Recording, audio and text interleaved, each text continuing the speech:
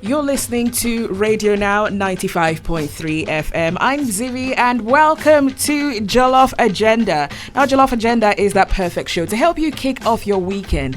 And every Friday, we have a special celebrity guest who comes through. Okay, I'm already smiling. But we have a very special celebrity guest who comes through every Friday to have a conversation with us about entertainment, the glitz, the glam, and basically life.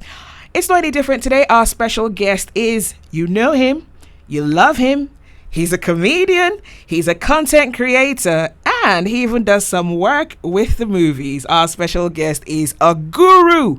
In fact, Koffi the Guru. Thanks so much. Thanks. It feels good. Yay! I was hoping to see some bowls of jollof here.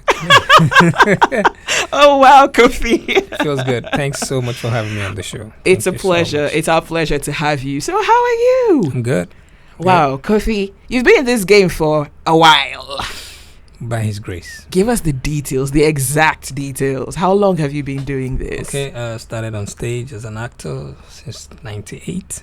Wow. Blew up fully into a stand-up comedian from 2001. Mm-hmm.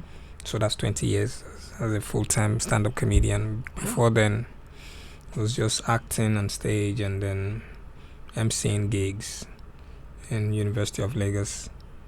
Then from when I took it full-time after school, 2001 meaning I was done with school. Yeah. Then it's been, most people ask what are the challenges. I'm like, no challenges. I just go with the flow. Wow. Yeah, I mean, like we mockingly say, we're nada but Krayala in the hands of Jehovah. So I just go with the script. I go with whatever God just puts in my path, and I take it easy. I take it nice and slow. I don't rush it. Each thing I've involved myself in has been progressive and very prosperous. I think I'm one of the very few guys who has been able to stay consistent over time. Right. And that's because I follow my true passion. I don't. I'm real. I don't fake it. I don't pretend to be who I'm not. I don't get onto the vogue of the time and then try to be part of the vogue, then out of the vogue. No. I only just revamp, rejuvenate, and reinvent according to the vogue. But you still see that this is Koffi, no matter what. I still speak the same way. I bring value to the table intelligently. I bring purpose to any function I'm engaged with. So I'm basically still me, but I just like to get younger by the years. Yeah. Wow. So about 23 years you've been doing this. How do you rebrand yourself so that every few years you're still Koffi the Guru, but you're bringing a new form of Koffi that people see, oh, he's doing this, it's new, but they can still relate it to who you've always been? I think it takes a lot of self realization to understand that you have to keep learning and relearning, unlearning, and then you have to move with the times. Okay, since 2018, my first movie was done in 2006, premiered it in 2007. First ever comedian to premiere a movie at the Silverbird Cinemas. Wow. That was where I proposed to my wife, actually, on the big screen. Koffi, so you're romantic. I try my best. I've done a lot of firsts that a lot of people don't know. I'm the only entertainer in Africa with an award as the Comedian of the Year, Best Wedding MC of the Year, Best Comedian Music, Best Comedian Movie, Best Comedian Animation. So I'm the only person who has those 5. Wow, animation, and that's like a field that's not really been explored in Nigeria. I got Best Animation Video of the Year for my music video officer. So after my first movie, then I took it as a project. Every 2 years I'll make a movie. 2008 I did Mumu movie. 2000, so like that. 2012 I made The Nanny, and it won Best Comedy Movie of the Year in 2013. So after then I just took a backseat, like, okay, let me chill. Then from 2018 I realized that, okay, you can't be doing stand-up comedy shows every year to stay relevant. It's only in Nigeria that we do that all the time. When you go abroad, they either have a TV show that runs all the time and keeps them consistent, and then once in a while, a Kevin Hart can just do a one-off for 2 years.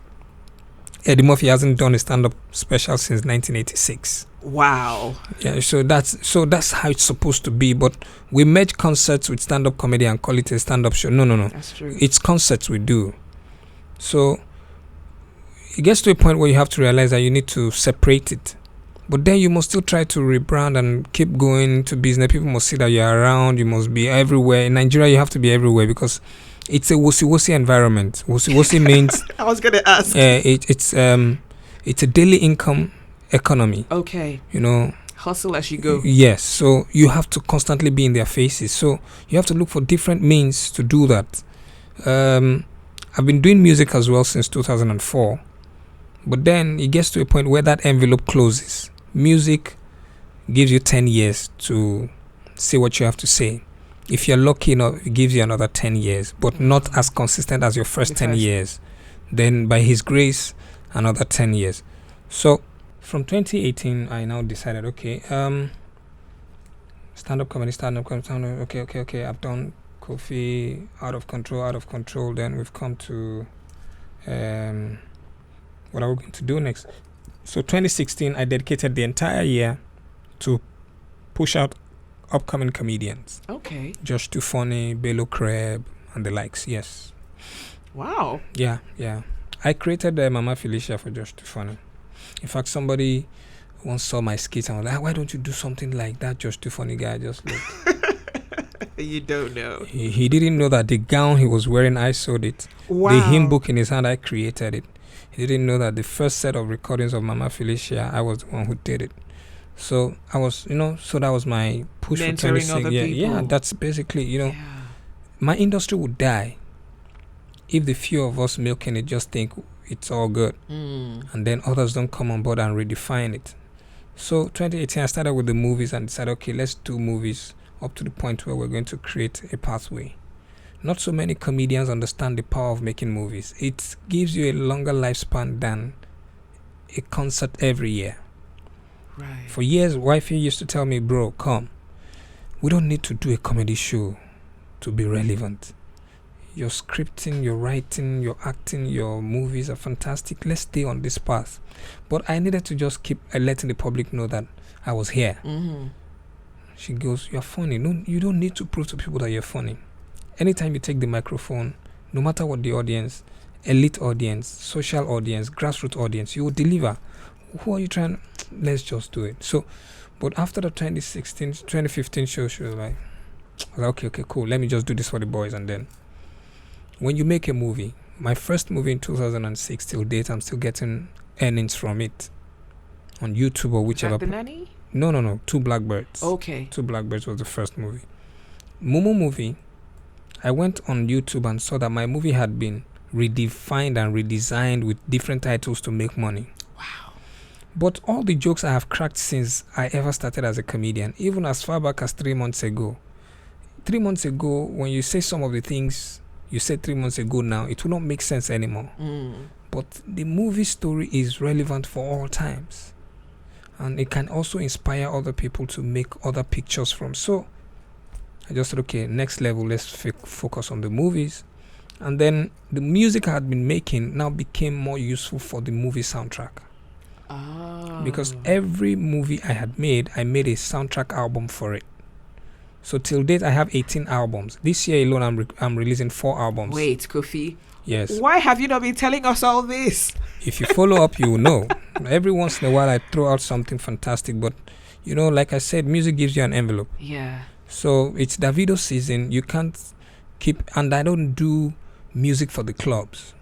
Okay, so I do music to edify. I do music as best as I can to bring fun and some enlightenment. My music is very enlightening. No matter how I'm trying to make grassroots music or social music, you will know that this person singing is educated. There's a lot of difference there. And then over time, the music lyricism has really watered down.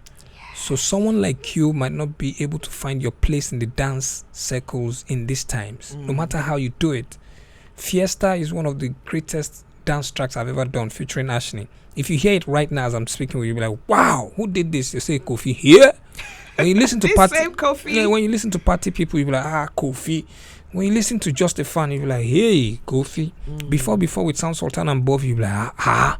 So I do great tracks, but it's an envelope. Yeah. Once it's your time to move on. So next level, what do we do? Okay, let's take all this music and then infuse it into the movies. So that's what I've been doing. If you watch some of the movies I just made, one of them is called Rockpo's Race. No matter what tribe you're from, Hausa, Yoruba, Igbo, you're watching Rockpo's Race, you'll be like, wow.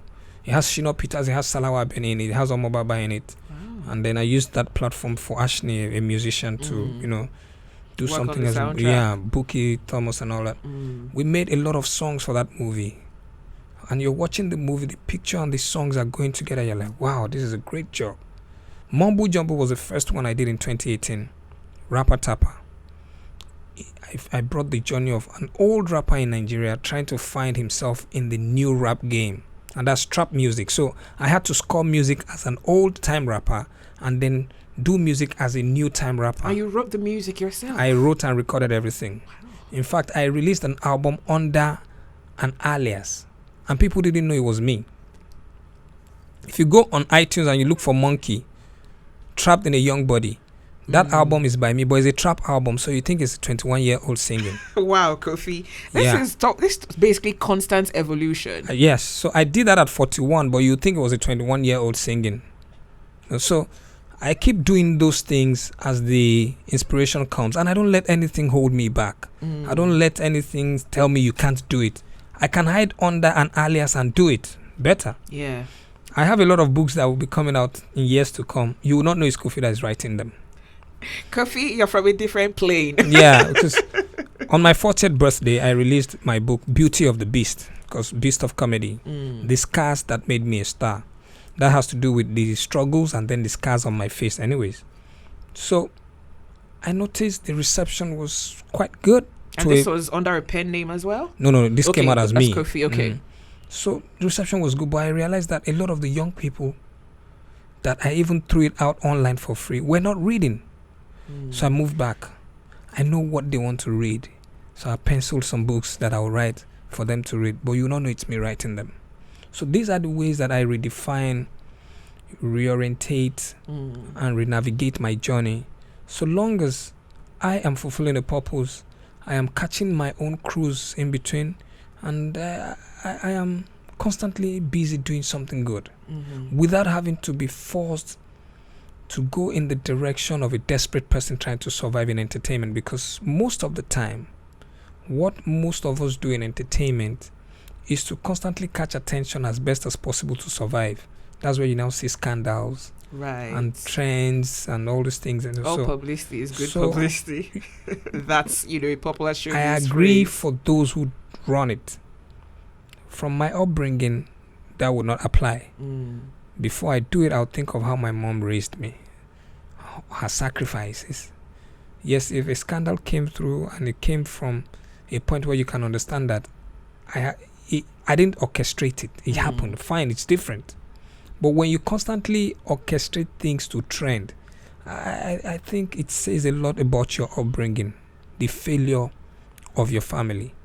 So social media, it's a beautiful place. People have created relationships, made money, but there's also a sort of struggle to keep up. Exactly. I will never be caught in that web.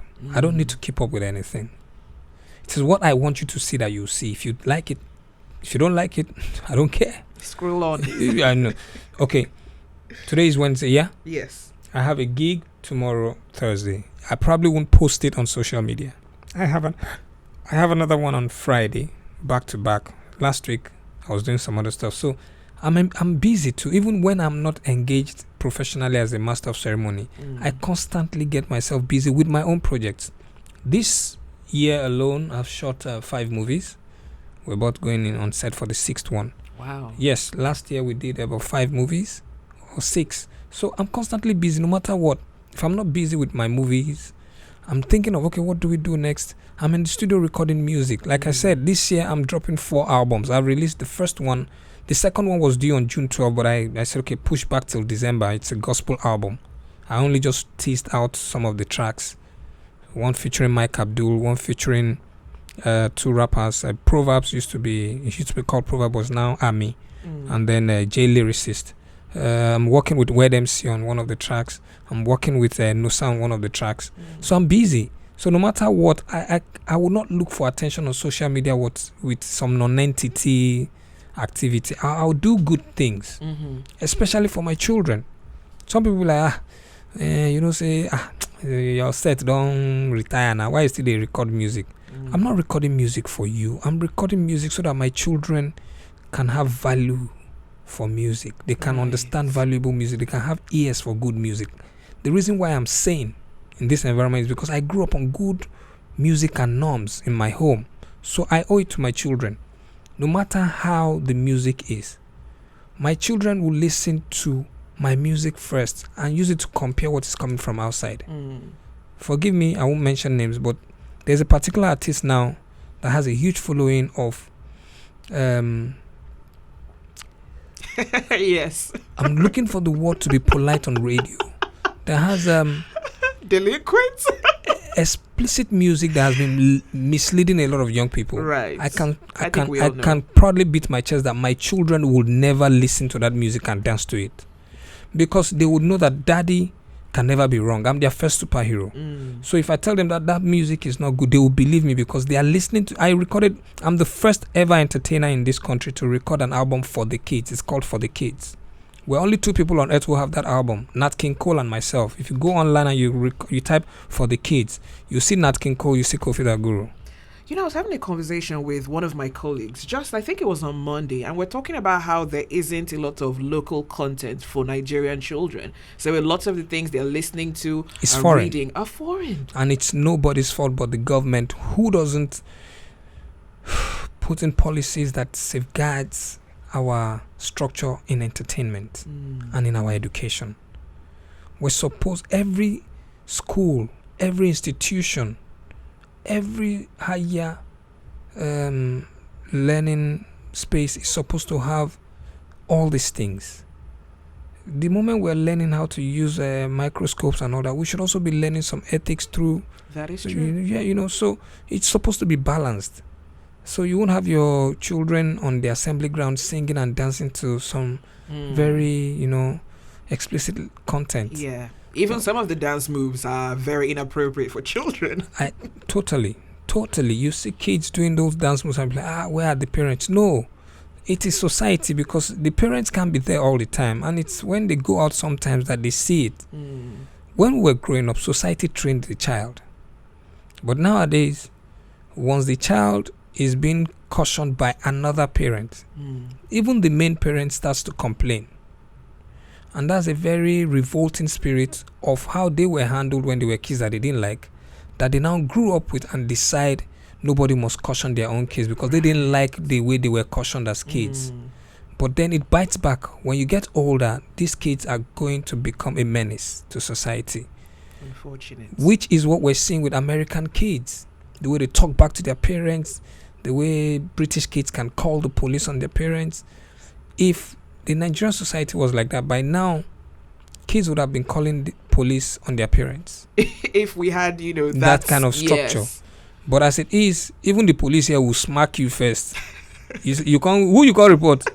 Who pay your school fees? So there's a lot that we need to do, and that we can do with entertainment. We can revamp our thought processes. We can reorientate our young people, especially now that history is not in the curriculum in schools. So if you see me going off tangent from normal entertainment presentations, it's because I feel personal about what I will be remembered for. I want to have a good name so that my kids can step somewhere in future and say, I am Kandi Idowu. They say, oh, the child of Koffi the Guru. Wow, your father was. I am K Idowu. Oh, your father did this for us. I am Keisha Idowu. Oh, your dad did. So that's it's the legacy I'm building. I'm gone beyond wanting to prove that I'm good as an entertainer. I'm funny. I can sing, or I can master a ceremony. I can act. I can. No. I'm gone beyond that. You give me my legend status, and then my legacy. I'm not struggling with anybody. AY is doing AY, basketball is doing basketball. Just, I'm in my lane. Yeah. Your own path. Yeah, give me the respect for it. And everybody knows I'm a supporter of everybody. I give everybody their credit. I do whatever is necessary for the industry to grow. Yesterday we were at the unveiling of the festival for CIG, Creative Industry Group. I head the comedy sector for the Creative Industry Group. Okay. Brought a couple of comedians together, and right there and there, we're making proclamations of what we're supposed to do for the industry. If I don't encourage the comedians coming behind me, when they get older and manage that space, I will become irrelevant. That's true. But I'm the one putting them on now. They will know that when it's time, hey, bro, say, I bet you say come follow us do this one. As you can see, okay, Bakasi is involved in flatmates with them basket mouth. If you do enough for your industry will do enough for you when it's time. And so that's basically what we should be doing at this point. If you're on my level though, this is what you should be doing, not trying to see that, okay, this guy is let me too, I must do like that. No. December this year is the first time I'm going to be doing a show in 5 years. And when we're having that one at Muson that time, my brother-in-law was, man, next place is a hotel. I said, no, I'm not going to a hotel. I'm not trying to prove to people that I can fill up the hall. No. All I want to create is good content. So the next show I'm going to do is Terra Culture. It's a special. It's me wanting to express what I have to say. I like that. The comedy specials, like the ones we see on, that's streaming sites. We don't have a lot of that here. So because there are not so many people who can deliver it. We have very selected few of comedians who can deliver a special that can play on a global space. Because comedy is first and foremost local by language and expression. So you must really have subject matters that a Caucasian can watch and relate with. And we're very few who can do that. Now, if you go watch some of these specials, you see that you also need to understand their environment to understand the jokes. True. So if someone in New York, Manhattan, is watching my special somewhere, they must know a bit about Nigeria or Lagos or Africans. If they don't, they won't get it. Because the way I would narrate my experiences with my wife is not the same way an American would narrate their experiences with their wife. Right. I'm talking Ashwebi and Gili. You can't relate with it unless you are told what it is. So comedy is first and foremost local. But unfortunately in Nigeria, we think being local means being pedestrian. So most of our humor here is very pedestrian. Very, very pedestrian. Local is different. Pedestrian means it is below par. It is only for those who can exactly understand it. The elites are not even supposed to play in that field, but unfortunately it's an economy and environment where everybody interweaves. So everybody speaks pidgin. Everybody understands pidgin. But really, we should be able to say, okay, I want to do my special and not one word in pidgin. And then I want to do my special is strictly pidgin. It's a choice. It's a choice. But we must be able to cater for all audiences as we grow bigger and better and older. Bigger and better doesn't mean 5,000 people sitting in a hotel. Bigger and better means you have become seasoned, more informed, and able to deliver materials that hold water. I watched Richard Pryor's performance from 1982, and it was still very relevant as at the time I watched it in 2012. I don't think there's a Nigerian comedian that has been able to do material that you can watch after 5 years and really relate with it. Right. Okay. Except the audio comedy by Baba Salah, Jacob Papilolo and the likes. But when it comes to stand-up comedy, we are within a box and a vacuum, a period. And once the materials within that period go, it's gone. Still. When you now come to play it, you might now realize that the person watching will be, who is Alamisia? Because the joke around oh right. Well, okay, who is it's very seasonal. Exactly. So we usually don't do materials that just capture subjects that are global and are for life. Right. So it's about time we start doing that. Even me that I'm saying I'm doing a special December 12th, I need to cater for the audience because they have all been merged, the pedestrian and the elites. Also, I can't do exclusive international delivery. I must do delivery that the people at the hall will be entertained and want to come next time. So it's only the special that will go to a global space that will now go and edit the ones that those ones can understand. Because most of the ones we watch too are usually edited. Yes. So everything is... So I was going to ask this question. There's some sort of comedy performances that you listen to and you're cringing if you have maybe a child around you. There seems to be some very sexually explicit subjects. I mean, some comedians can still touch on those subjects. You know, someone like Trevor, he's going to touch on serious issues, but there's a way he delivers it. Do you think more could be done to make exactly. Reading people are an enlightened people. Reading helps a lot. It helps you see the limitations in the use of language is the reason why some expressions are the way they are. If you're very, very versed in vocabulary and the use of expressions, you'll be able to know how to say the same thing in 5 ways. You know, pen, biro, you know, slate, chalk. So, you know, these are things to write. Right. But you say I want to write, then you now say with, you know. So if you don't have enough to work with, you would only work with what you have. So Trevor, like you use as an example, is knowledgeable enough to use different expressions to sell the same subject. I could do that. But not so many comedians can know that you can replace certain words with certain words. Okay. He just knows it is Okada. He doesn't know it's a motorcycle. And then if I want to play in an American environment, I say HD. It's only the bikers that will know that I'm talking about Harley Davidson. But everything I've just said, everything I've just said is a motorcycle. Yeah. But this other guy thinks motorcycle is a motor. He doesn't know Okada that he just knows because he just knows Okada. He grew up knowing Okada. So he's limited to every expression of his jokes is Okada.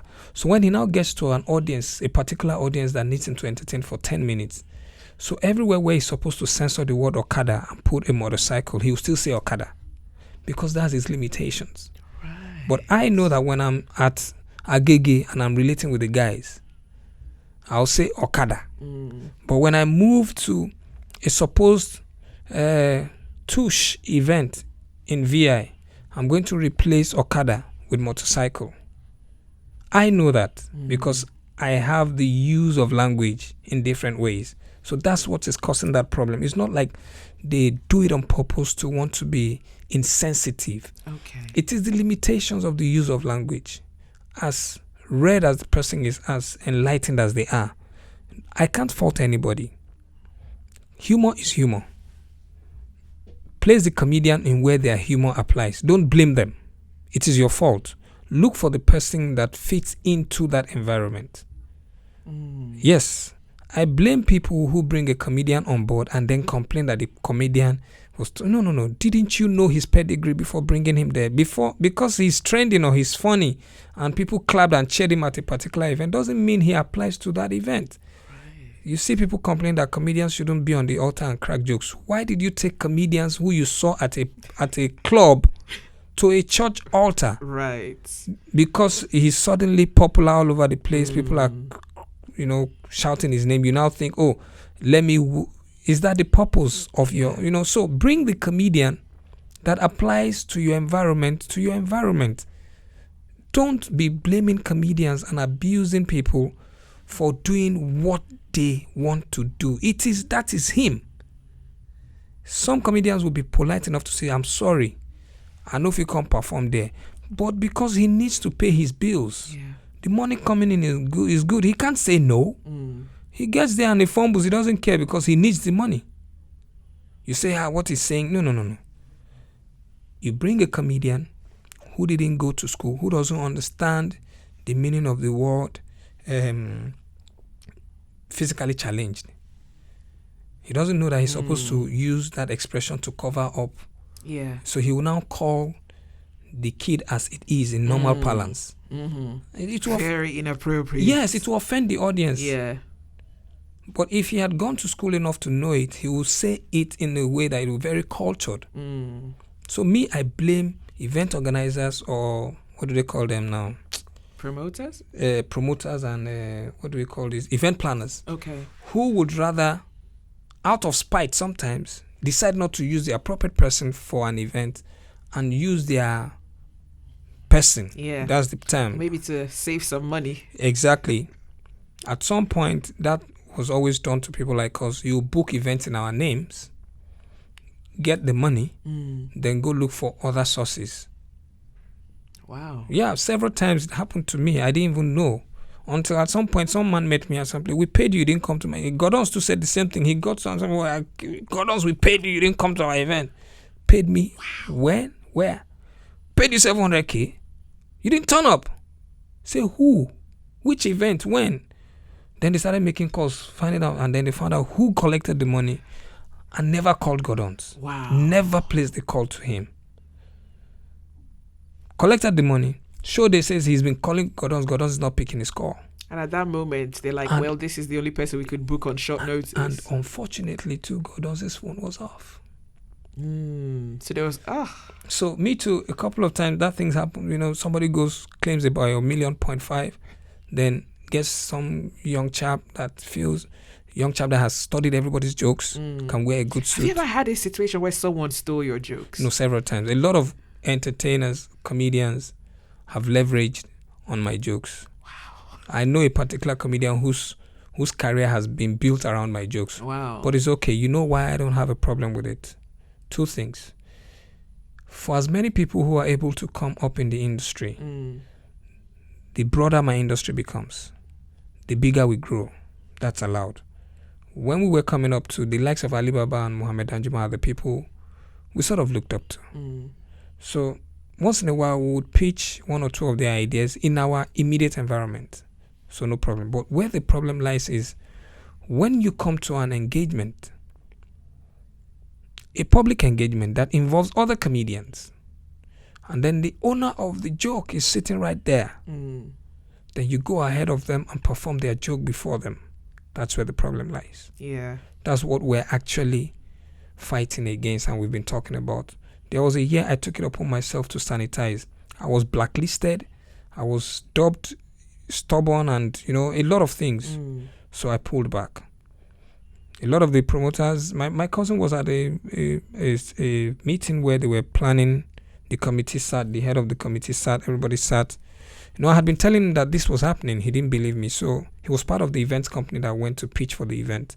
So we're sitting in the corner, and then it's okay. Yeah, everybody said we've agreed that Koffi, because he's eloquent, he's the one that can deliver on this level. If it is a social event, if it's a corporate event, if it's a crowd, he will deliver. So, and then we want him to be able to carry everybody along, because this is a very big wedding, blah blah blah. So we've all agreed that it's Koffi. We just need to get the figures and then sort it out. And the man says, no, we can't use Koffi. And the woman says, why? That one that is fighting comedians for stealing jokes. And all the women in the committee were like, wow. That's the more reason why we need somebody who is very integrity. Yeah. Why? The man was like, we'll sort that one later. I didn't get that job. So my cousin came on and was like, Emmanuel, this is true. You've been saying this for years. I didn't believe you. So I had to pull back. Then years later, I think some years later, Bobby had to fight someone backstage at Muson. For joke stealing. Yes. So everybody now started having their experience. Then the next thing, I started hearing murmurings from... Koffi said it. I started hearing murmurings from the other ones. Like when Koffi was fighting this fight, nobody supported him. Nobody did this. Instead, you blacklisted him. Some of you went behind him. When they call them to ask for my number, they'll say, Koffi is not around. He's not in town. Yeah, no. You see, it happens everywhere. Any business in Nigeria that must blossom would have all these challenges. Wow. Once a new business pops up, everybody wants to be part of it and, take as much as they can. If you start a new business in Nigeria today, quote me, in 3 months' time, all your friends will be your competitors. As in, it was years... seeing the opportunity. Yeah, it was years later that one particular person said, you get one time where they try to reach you now. Your guy gone, and they say, they're available.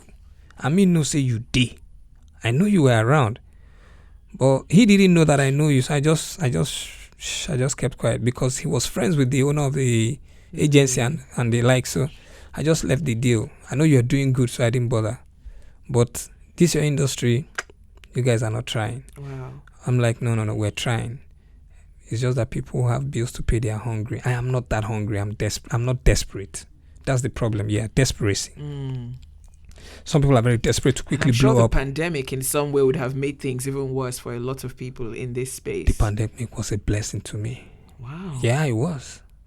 Like I said, if you're following the norm, then it would have been a problem. Right. Prior to the pandemic, I was always creating content. I had been shooting movies. I have a TV variety show, Humor Hangout. I have a classroom series, sitcom, Class of Kabuki. I had a lot on my table that hadn't come out. So during the pandemic, I was just releasing them back to back. Wow. So different platforms that were now springing up during the pandemic needed content. So, and content is king, and connection is king. So I was just connecting. So as we speak, yesterday I had a meeting with someone I'm partnering with to now acquire content from people. Koffi, I'm going to learn at your feet. So for me, it was not about being out there and being seen all over. I'm learning a lot from other people too. As young as they are, I learned from Wizkid, from Davido, from Mr. Easy. Everything I just told you now is that Easy makes things easy. He doesn't shout all over the place, but he's cleaning out a lot more than a lot of the people that you make noise about. For me, that's progressive. And then when you're young or when you are in the limelight and all the opportunities are coming, sometimes I think you should pull back a bit and let the opportunities spread over time. Okay. Don't take it all in 5 years. Spread it. So some of the opportunities that were supposed to have landed on my laps years ago are just coming my way. Some of the ones that I'm supposed to gobble up and eat it up, I have asked God to please spread them into my future. It doesn't make sense to be at this age and then you've achieved it all. I wake up every day looking for new challenges like a young upcomer. Wow. In fact, whenever I go to shows, a lot of the upcomers, they don't like me coming up first before them. Why? Because I perform like an upcoming comedian, like I'm hungry. Oh, like I'm just coming out. Yeah. I'm not coming there to show them that I've arrived, I've achieved. No, I'm hungry every day. I'm trying to sing like I'm just coming out. I'm trying to crack a joke like I'm just coming out. And you know, it's always very challenging. Bros, no call me before. No call me after Koffi. No call me after. If Koffi don't perform, I know they perform. It's not like I'm going to have the best joke. It's just that I would have made a certain impact that you, who has already prepared a particular kind of material, will not be looking like, that thing will Koffi talk. Beginning to feel a bit empty. Exactly. I'm not the best, but I know that at every point in time, I think I bring a certain value to the table. And only very few comedians in this present age that I know can do that. Forever does it very well. SLK is also brilliant. Phage. What's his name again? Makinde David is coming up. Kenny Black knows how to marry the music with it. Okay. So a couple of young guys in that space. D1. So I know the kind of people that, and then you don't need to compete with them. You just have to always just let them know that, okay, we're here. We can always, make this industry better. We can then encourage them to keep coming out, because most people in that space are not the ones that are most celebrated in Nigeria. It is the ones that can scream and shout and perform with noise. And, We like a lot of rowdiness, to be honest. Well, Koffi, I'm out of time, but would it be... Can I ask you to come back another time so we can have a phase 2, please? Anytime. Okay. Anytime. I am so glad. You heard it. Koffi promised to come back again. I will. Yay! I will. Oh, wow. Thank you so much, Koffi. You are indeed the guru. Because just sitting here talking to you, I'm making so many notes in my head. So and this is the kind of conversation you want to have, the kind of energy you want to get that, I'm also in a creative space and we need that inspiration because we want to work. Sometimes you draw blanks and you're thinking, and every day you're creating content for your shows, and sometimes it's difficult. Man, see, people will not respect content creators now until when major distribution networks come into Africa, and then there's need for content creators to come on board. That's when they will know that there is a huge vacuum, and the few doing it now needs to be respected and encouraged. Absolutely. It was just Netflix that came, yeah? Imagine Hulu and the Stars and then Disney and the likes. They keep Amazon, coming. yeah. Then Amazon, and then some beyond YouTube, a lot of other platforms that come and say, okay, we need skits on the steady. Then that's when you now realize that comedy goes beyond stand-up comedy. The guys doing skits now are just scratching the surface. Now, I had a conversation with a comedian who's pretty well known, and he said a challenge that a lot of comedians are having with the Instagram comedians is they could attend your show or, watch a live stream of a show, and before you know it, the material that you're delivering live is already being created. Yes. Yeah. See, the reason why that is happening is this. Macaroni comes on board with some original idea. He's running it. Then some other guy picks his phone and fools around for a few weeks, starts gathering momentum. But originally, he's not as creative as Macaroni. Macaroni has been an actor for years. He has gone through all the rudiments of becoming a seasoned actor and a creator. So if he's now enjoying the benefits of his tutelage and apprenticeship for years, you now think that you didn't just come in blow. No. Samuel Perry, Brother Shaggy, has been an actor. They are all stage actors for years. So what they are now transmitting is not something that just fell in their laps. It has been inbuilt, but now found a new platform of expression. Then some person who just comes up would have no choice but to now poach other people's jokes and convert it to skits. That's what's happening. And then immediately they pick up and people start patronizing them. Other people follow the same line. Like I said, once a business opens up, Nigerians flood it. Yeah. So that's what is causing it. Because most of the people who now flood that space are not originally called for that space. Some It's people, the hustle. yes, some people are supposed to actually be script writers, writing content for these people. But Nigeria hasn't gotten to that place where you can write jokes for people. Davido bought songs, they were abusing him. They didn't realize that as far back as Michael Jackson's Thriller album had songs being written by the Beatles. Wow. Most of the vocals on Michael Jackson's Thriller album was backed up by another group from the UK. A full group came to back up Michael Jackson. So you're hearing the vocals, you're like, wow, something. No, it's not so fun. Quincy Jones mixed it tight. Yeah. But we don't do research, we don't read, we don't know a lot of these things that once you give a particular guy his space in 1 week, he wants to be everywhere on social media. So he has no choice but to listen to all of Koffi's jokes, redraft it into a skit. So what I'm doing now, and I'm advising everybody to do, once you have an idea, script it, skit it. Throw out the skit, then go and be cracking it as a joke on stage.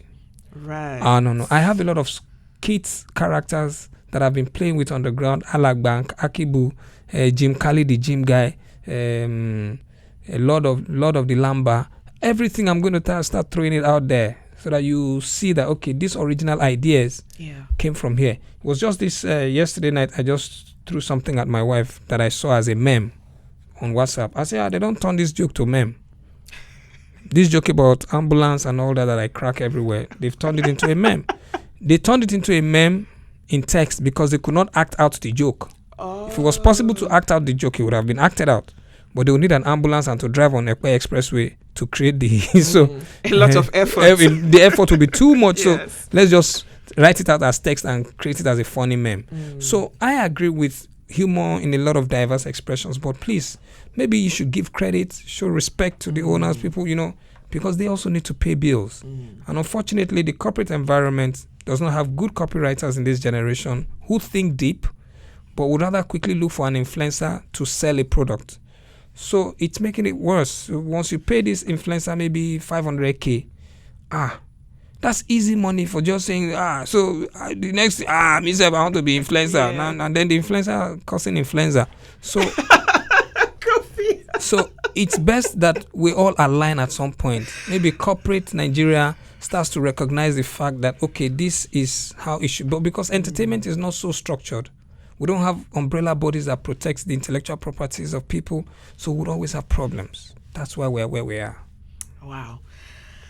Thank you so much, Koffi the Guru. It's been a great conversation, and I'm already looking forward to having you back where we can. Yay! Thank you. I'm so excited. And I radio now.